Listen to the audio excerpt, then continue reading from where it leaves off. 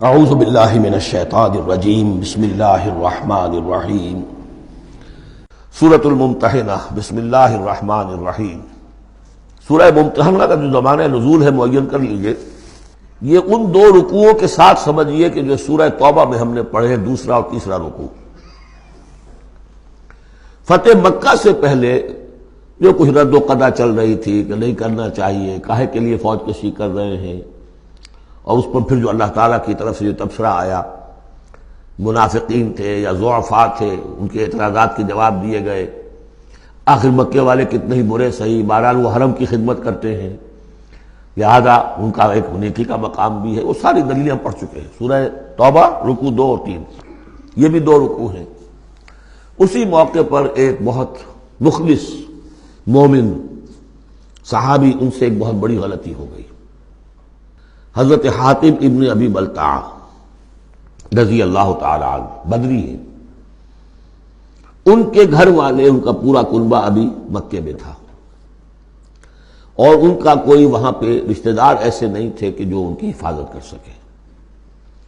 انہیں یہ اندیشہ ہوا کہ اگر واقعی اب جنگ ہو گئی اور اگر ہم جا رہے ہیں مکے پر چڑھائی کرنے کے لیے، تو پھر یہ ہے کہ مکے میں جو مشرکین ہیں، کفار ہیں، وہ میرے بچوں کو، میرے گھر والوں کو شدید نقصان پہنچا سکتے ہیں، لہذا میں ان کے ساتھ کوئی نیکی کروں تاکہ میرے اس احسان کو پیش نظر رکھ کر وہ میرے گھر والوں کا لحاظ کریں۔ انہوں نے ایک خط لکھا مکے والوں کے نام، اور اس میں گویا کہ وہ سیکریٹ جو ہے وہ لیک کر دیا کہ محمد اب تم پر چڑھائی کرنے والے ہیں صلی اللہ علیہ وسلم۔ یہ احسان دھرا۔ ایک عورت کو وہ خط دیا، اس عورت نے اس خط کو اپنی چٹیا میں باندھ لیا تاکہ تلاشی لی جائے تو کہیں سے نکلے نہ، اور وہ عورت وہ خط لے کر روانہ ہو گئی۔ ادھر حضور کو اللہ تعالیٰ نے وحی سے مطلع کر دیا۔ حضور نے بھیجا حضرت علی اور ان کے ساتھ ایک اور صاحب کہ جاؤ فلاں جگہ اس وقت وہ عورت ہوگی، تم جا کے اس کو وہاں ٹھہری ہوئی ہے راستے میں کسی منزل میں، اس کے پاس خط ہے، وہ لے کے آؤ۔ وہاں پہنچے، عورت موجود تھی، محمد رسول اللہ کی دی ہوئی خبر تو غلط نہیں ہو سکتی تھی۔ اس سے پوچھا، نہیں قتل نہیں۔ اس کی جو تلاشی لی تو کہیں نہیں نکلا۔ پھر حضرت علی نے دھمکی دی، دیکھو ہمیں ہمارے نبی نے بتایا ہے تمہارے پاس خط ہے، جھوٹا نہیں ہو سکتا وہ، یا تو تم سیدھی سیدھی خط مجھے نکال دو ورنہ میں تمہیں برہ نہ کر کے تمہاری تلاشی لوں گا۔ بہرحال یہ دھمکی سن کر وہ پھر اس نے کھول کے اپنی چٹیا اور نکال کے دے دی، وہ خط لے کے آ گئے۔ اب وہ راز کھل گیا، ابی بلتع کو بلایا، حاتم نے ابی بلتع کو مان لیا کہ جی حضور یہ میرا خط ہے۔ حضرت علی نے کہا کہ، یا حضرت عمر نے کہ آپ مجھے اجازت دیں کہ میں اس کی گردن مار دوں ابھی؟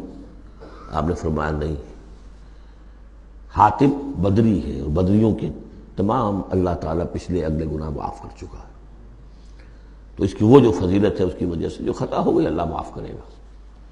تو وہ ہے اصل میں کشاکش پس منظر میں جس میں کہ یہ صورت نازل ہو رہی ہے۔ یا ایھا الذین آمنوا لا تتخذوا عدوی وعدوکم اولیاء، اہل ایمان تم میرے اور اپنے دشمنوں کو اپنا دوست اور ولی نہ بناؤ۔ ان کی خیر خواہی، ان کی بھلائی، ان پہ احسان کرنے کی کوشش، ان کے ساتھ اپنے گڈ آفیسز بلڈ کرنے کی کوشش۔ تلقون الیہم بالمودۃ، تم ان پر ان کی طرف رجوع کرتے ہو، بھیجتے ہو پیغام دوستی کے، خلوص و اخلاص کے۔ وقد کفروا بما جاءکم من الحق، حالانکہ انہوں نے کفر کیا ہے، انکار کیا ہے اس حق کا جو تمہارے پاس آیا ہے۔ یخرجون الرسول وایاکم، وہی ہے جو نکالتے ہیں، یعنی جنہوں نے نکالا ہے رسول کو صلی اللہ علیہ وسلم، تمہیں بھی نکالا ہے، ان تؤمنوا باللہ ربکم، صرف اس جرم کی پاداش میں کہ تم ایمان رکھتے ہو اللہ پر، اپنے رب پر۔ ان کنتم خرجتم جہادا فی سبیلی، اگر تو تم نکلے تھے مکے سے اور تم نے ہجرت کی تھی اس لیے کہ میری راہ میں جہاد کرو گے، تو یہ طرز عمل تمہیں اس کے منافی ہے۔ وابتغاء مرضاتی، اور میری رضا جوئی کے لیے تم نکلے تھے، تو سرون الیہم بالمودۃ، تم خفیہ پیغامات بھیجتے ہو ان کو دوستی کے، احسان کے مبنی۔ وَأَنَا أَعْلَمُ بِمَا أَخْفَيْتُمْ، تم نے خفیہ پیغام بھیجا، میں تو خوب جانتا ہوں جسے تم چھپاتے ہو، وَمَا أَعْلَنْتُمْ، جسے تم ظاہر کرتے ہو۔ وَمَن يَفْعَلْهُ مِنكُمْ فَقَدْ ضَلَّ سَوَاءَ السَّبِيلِ، جو کوئی بھی تم میں سے یہ کام کرے گا وہ تو پھر سیدھے راستے سے بھٹک گیا۔ یہ ایک آیت ہے، اب تک نوٹ کر لیجیے مدنی صورتوں کا جو مزاج ہے۔ یا ایھا الذین آمنوا لا تتخذوا عدوی وعدوکم اولیاء تلقون الیہم بالمودۃ وقد کفروا بما جاءکم من الحق یخرجون الرسول وایاکم ان تؤمنوا باللہ ربکم ان کنتم خرجتم جہادا فی سبیلی وابتغاء مرضاتی تسرون الیہم بالمودۃ وانا اعلم بما اخفیتم وما اعلنتم ومن یفعلہ منکم فقد ضل سواء السبیل۔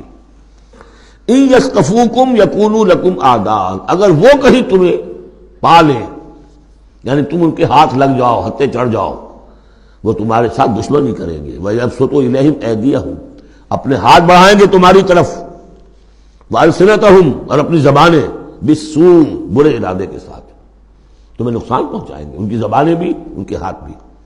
وَوَدُّوا لَوْ تَكْفُرُونَ، اور ان کی خواہش ہوگی شدید کہ کسی طرح تم بھی دوبارہ کافر ہو جاؤ۔ لَن تَنفَعَكُمْ أَرْحَامُكُمْ، تمہیں ہرگز نفع نہیں پہنچائیں گے تمہارے رحمی رشتے، وَلَا أَوْلَادُكُمْ، نہ تمہاری اولادیں، یوم القیامہ، قیامت کے دن، یفصل بینکم، اللہ فیصلہ کر دے گا تمہارے مابین، واللہ بما تعملون بصیر، اور جو کچھ تم کر رہے ہو اللہ اسے دیکھ رہا ہے۔ صدق اللہ العظیم۔